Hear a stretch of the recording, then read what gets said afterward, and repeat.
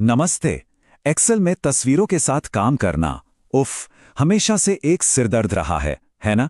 लेकिन क्या हो अगर मैं कहूं कि अब एक नया जादुई फंक्शन आ गया है जो सब कुछ बदल सकता है। मैं हूं कुलविंदर सिंह और आज की क्लास में हम एक्सेल के इमेज फंक्शन की दुनिया में गहराई से उतरेंगे। हम देखेंगे कि ये कैसे आपके बोरिंग डेटा को विजुअली शानदार बना सकता है। तो चलिए शुरू करते हैं। तो आज हम क्या क्या सीखने वाले हैं उस पर एक नजर डालते हैं। हम शुरुआत करेंगे उस पुरानी परेशानी से जो एक्सेल में तस्वीरों के साथ हमेशा आती थी। फिर हम मिलेंगे अपने आज के हीरो नए इमेज फंक्शन से।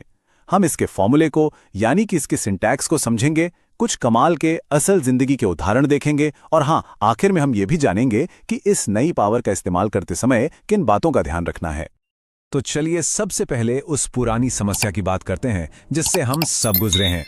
एक्सेल में एक तस्वीर डालना सुनने में तो बहुत आसान लगता है, लेकिन असल में यह हमेशा से एक बहुत बड़ी चुनौती रही है।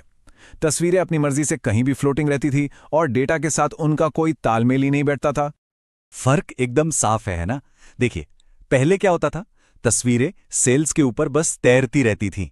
अगर आपने डेटा को सॉर्ट या फिल्टर किया तो तस्वीरें तो वही की वहीं रह जाती थीं और सब कुछ गड़बड़ हो जाता था। लेकिन अब देखिए, इमेज फंक्शन के साथ तस्वीरें सेल का ही एक हिस्सा बन जाती हैं। वे आपके डेटा के साथ चलती हैं, सॉर्ट होती हैं और फिल्टर भी होती हैं। सच कहूं तो यही असली क्रांति है। तो इस पुरानी और सिरदर्द वाली समस्या का हल क्या है? तो पेश है आज का हमारा सुपर हीरो, एक्सेल का नया इमेज फंक्शन। बहुत ही सरल शब्दों में अगर मैं समझाऊं तो इमेज फंक्शन एक फॉर्मूला है। ये फॉर्मूला इंटरनेट पर मौजूद किसी भी तस्वीर को सीधे आपके एक्सेल सेल के अंदर ले आता है। और अब ये तस्वीर सिर्फ एक सजावट नहीं है, बल्कि आपके डेटा का एक जरूरी हिस्सा है। और अच्छी बात यह है कि ये फंक्शन लगभग सभी पॉपुलर फाइल फॉर्मेट्स को सपोर्ट करता है, जैसे जेपीजी, पीएनजी और डब्ल्यूईपी। हाँ, एक जरूरी बात, ये गिफ को भी सपोर्ट करता है, लेकिन वो एनिमेटेड नहीं होंगी, मतलब हिलेंगी नहीं। वो एक स्टैटिक तस्वीर के रूप में ही दिखाई देंगी। ठीक है, अब बारी है इसके फॉर्मूले को समझने की। पहली नजर में शायद ये थोड़ा मुश्किल लगे, लेकिन मैं वादा करती हूं ये बहुत ही आसान और लॉजिकल है। ये है पूरा फॉर्मूला। अब देखिए, इसमें 5 आर्ग्यूमेंट्स हैं, लेकिन घबराने की बात नहीं है। अच्छी बात यह है कि सिर्फ पहला यानी सोर्स जरूरी है, बाकी सब ऑप्शनल हैं, मतलब आप उन्हें छोड़ भी सकते हैं। सबसे पहला और सबसे जरूरी हिस्सा है सोर्स। ये उस तस्वीर का वेब एड्रेस या यूआरएल है जिसे आप सेल में दिखाना चाहते हैं। और एक बात गांठ बांध लीजिए, ये यूआरएल हमेशा HTTPS से ही शुरू होना चाहिए, जिसका मतलब है कि ये एक सिक्योर लिंक होना चाहिए। अगला आर्ग्यूमेंट है ऑल्ट टेक्स्ट, जो कि ऑप्शनल है।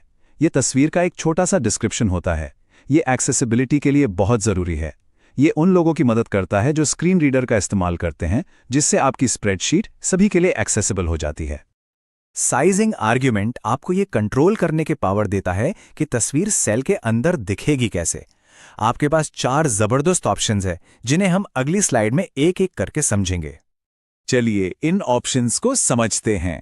0, जो कि डिफॉल्ट सेटिंग है, तस्वीर को सेल में परफेक्टली फिट कर देता है और उसका रेशियो भी बनाए रखता है। 1 का इस्तेमाल करने पर तस्वीर सेल को पूरा भर देगी, चाहे उसका शेप थोड़ा खिंच ही क्यों ना जाए।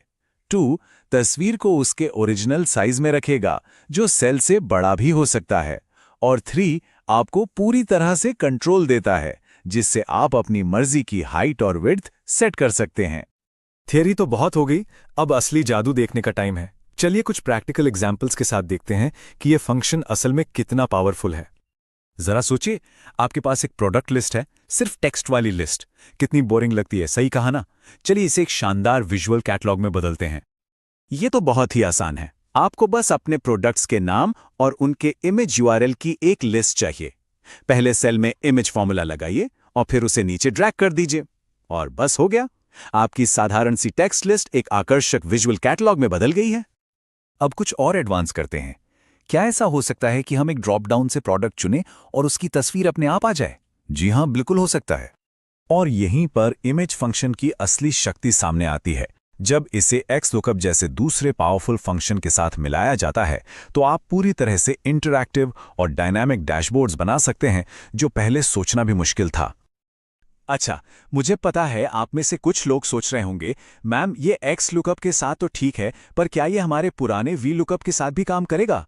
और इसका जवाब है हाँ, बिल्कुल। तरीका बिल्कुल वही है। आप वी लुकअप का इस्तेमाल करके आइटम के आधार पर उसका इमेज यूआरएल ढूंढ सकते हैं और फिर उस यूआरएल को इमेज फंक्शन में डाल सकते हैं। एक्स लुकअप बस थोड़ा ज्यादा मॉडर्न और फ्लेक्सिबल है। ये फंक्शन जितना पावरफुल है उतना ही जरूरी है इसकी सीमाओं को समझना। चलिए कुछ उन नियमों और रुकावटों पर नजर डालते हैं जिनका आपको ध्यान रखना चाहिए। एक सवाल जो हर कोई पूछता है, क्या हम अपने कंप्यूटर से सीधी तस्वीरें डाल सकते हैं? ये बहुत जरूरी सवाल है और इसका छोटा सा जवाब है नहीं। फिलहाल इमेज फंक्शन सिर्फ ऑनलाइन यूआरएल के साथ काम करता है।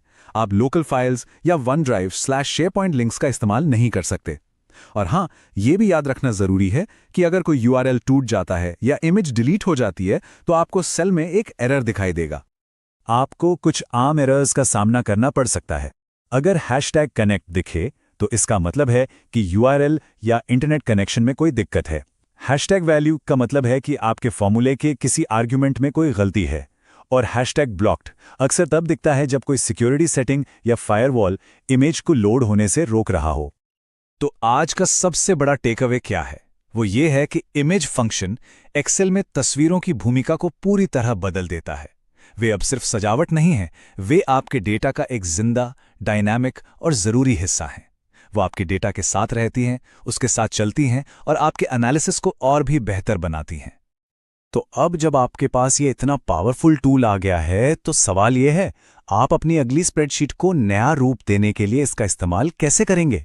अपनी क्रिएटिविटी दिखाइए, एक्सपेरिमेंट करिए और अपने डेटा में जान डाल दीजिए। इस क्लास में शामिल होने के लिए धन्यवाद।